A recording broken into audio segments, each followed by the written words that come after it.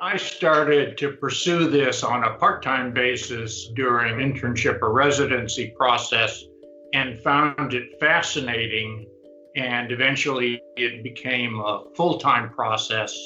Probably in the late 80s, became interested in cognitive disorders, specifically Alzheimer's, and also sleep. And gradually my practice in clinical trials moved to neurology and sleep disorders. Probably the area that I find most interesting in my career was initially getting involved in one of the first medications for cognitive impairment that ultimately was approved. I had the opportunity to do grand rounds and physician training, and what came out of this process was the recognition by many of my colleagues that this was truly an abnormal situation, a disease, if you will, Alzheimer's, and not a normal part of aging. I hired Dixie probably 35 years ago, and she's been with me since. For myself, most satisfying, the time that we've spent in clinical research, watching the industry evolve, the development of CROs and how they have strengthened that relationship between the site and the sponsor, and the introduction of the technology that's available now that was not 30 years ago. Everything from electronic diaries to mapping sleep to remote subject visits that you can do, particularly in this COVID environment. That's been very exciting and fulfilling to be a part of that process. So the impact of COVID was felt initially quite strongly in early March, mid-March in our community. And so we took very aggressive steps to mitigate exposure for our staff and our subjects. We split our staff in half, sent half home to work remotely, the other half in the office. A key member of each department remained in the office to keep the study visits flowing. We took subject visits and spread them out so we didn't have more than one subject in the building or one part of the building at one time. We made available remote visits. We made available PPE and protective coverings for our subjects and screened them pretty heavily prior to allowing them to come into the office. Probably we'll continue to offer the phone assessments for those that really don't need to make a trip to the office if they're not on a trial. I hope once the COVID pandemic is over that we'll return to a more patient or screening or contact, because I think the personal part is important. The facial expression is very important when you're working with individuals. And so we have implemented plastic dividers on our desks so that we can still feel that connection and see a smile and have that more intimate conversation. So we've had to think on our feet and be able to mitigate the risks to both staff and the subject any way that we could. And we've been able to stay open throughout this process.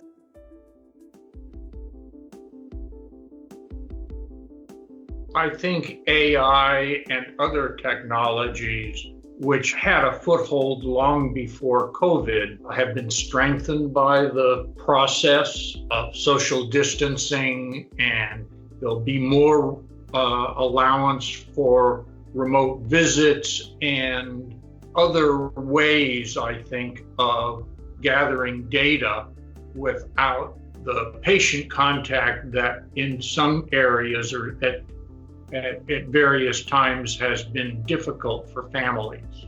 I feel that the technology has been there. It has been very underutilized. And now we're put in a position where we're extremely familiar with it, we're comfortable, and I think the general public is more comfortable. It becomes more commonplace. It's less intimidating. And so sponsors by necessity have had to adapt and allow, for instance, your cognition to do an assessment or rating from one location, your subjects at another, Dr. Thein is even at a third location, and we're all meeting up on this social platform that I believe now is becoming very commonplace. And using video conferencing allows you to capture the facial expressions, also allows you to capture some of the nonverbal cues, especially in a patient with Alzheimer's, as an example. That's important in the diagnosis or ultimately the ability to assess the patients for change.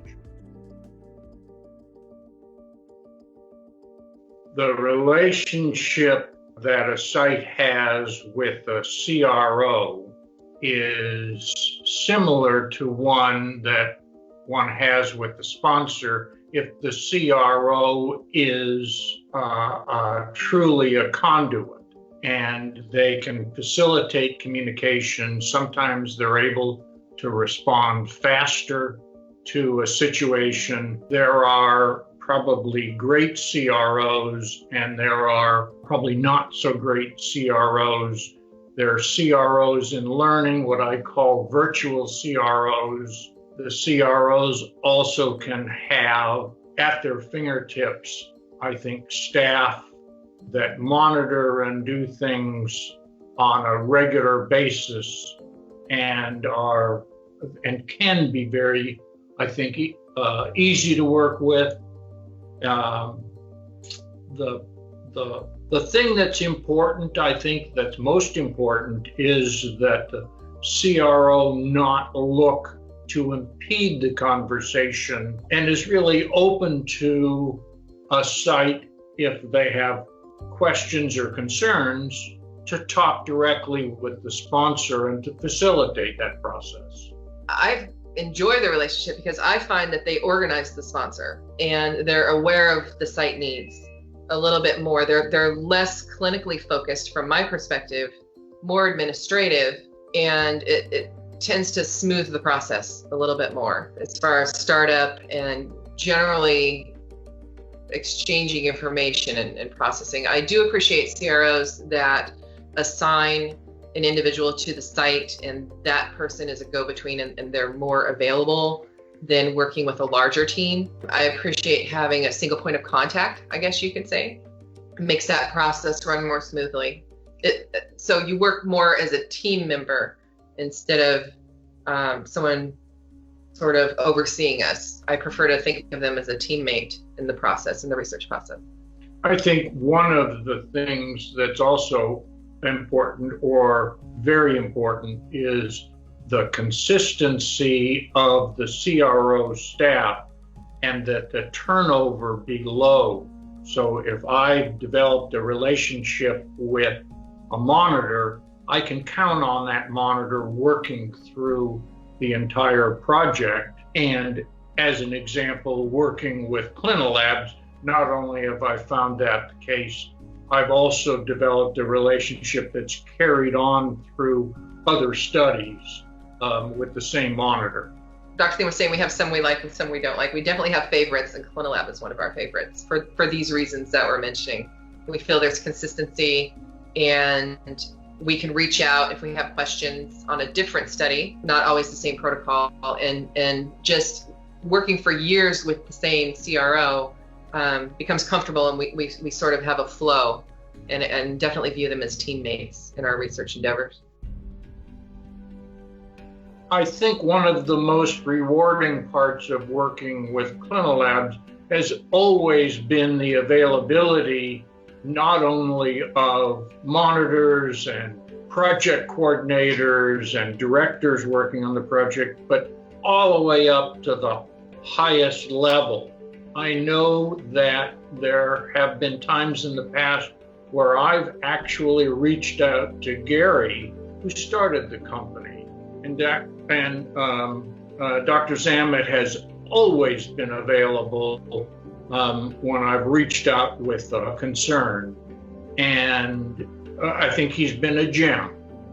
The whole company is truly a delight to work with, and quite frankly, wherever we get the opportunity to provide input, they're one of the first CROs that we think of. What makes Clinilabs different and such a joy to work with are the personal relationships. They take the time to make sure that we're all on the same page and really working as a team moving forward. And I greatly appreciate that. You don't find that very often.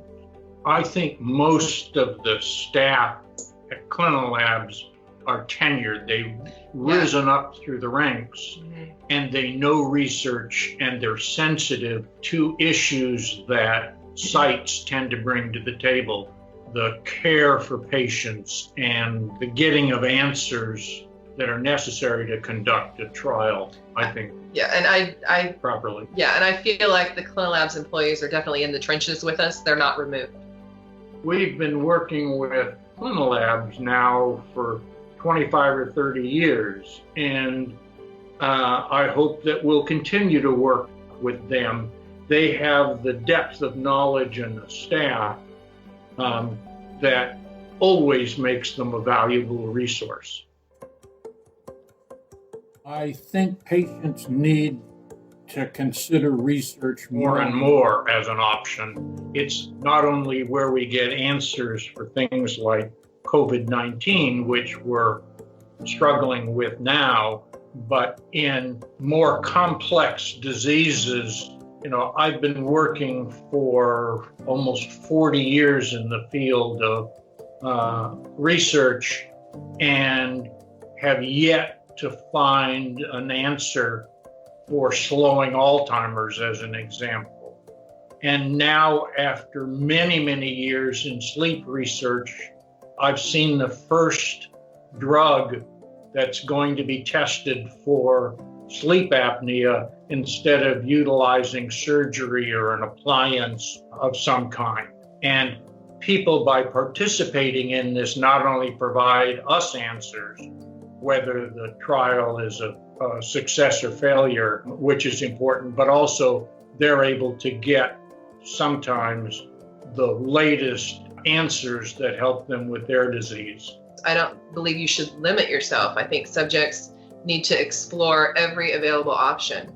And certainly research provides for the subject an immensely, obviously affordable option. There's no charge for our services, and they tend to have full workups. They're meeting with skilled researchers, medical professionals, and we spend each visit quite a bit of time with research subjects that they might not get with their primary care physician in an HMO environment. Well, they don't. They're time limited. I mean, when you consider that the average individual spends about 7 minutes in a managed care situation with a physician, and here they get sometimes hours. They're listened to, they're involved in a process. I believe that it can be very empowering for a clinical research subject to sort of get a handle on whatever their ailment may be. We provide vast amounts of information on their disease specifically and answer all of their questions. And it's a very in-depth process. And I feel that a subject is put in a position of empowerment where they feel that they're doing something. They're part of the team, right. Part of the process.